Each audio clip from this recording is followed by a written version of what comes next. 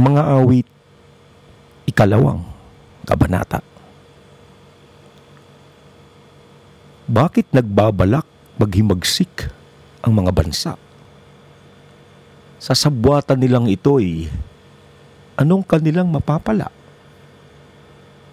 Mga hari ng lupa'y nagkasundo at sama-samang lumalaban.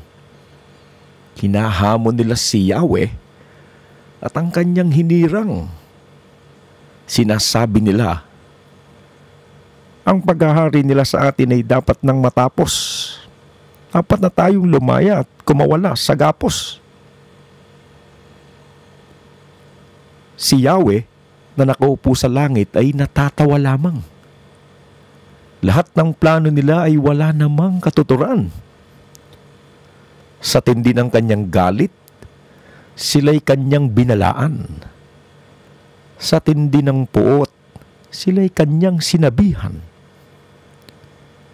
Doon sa Zion, sa bundok na banal, ang haring pinili ko'y aking itinalaga. Ipapahayag ko ang sinabi sa akin ni Yahweh. Ikaw ang aking anak. Mula ngayoy ako na ang iyong ama. Hingin mo ang mga bansa at ibibigay ko sa iyo. Maging ang buong daigdig ay ipamamana ko. Dudurugin mo sila ng tungkod na bakal. Tulad ng palayok, sila'y magkakabasag-basag. Kaya't magpakatalino kayo, mga hari ng mundo. Ang babalang ito'y unawain ninyo. Paglingkuran ninyo si Yahweh ng may takot at paggalang.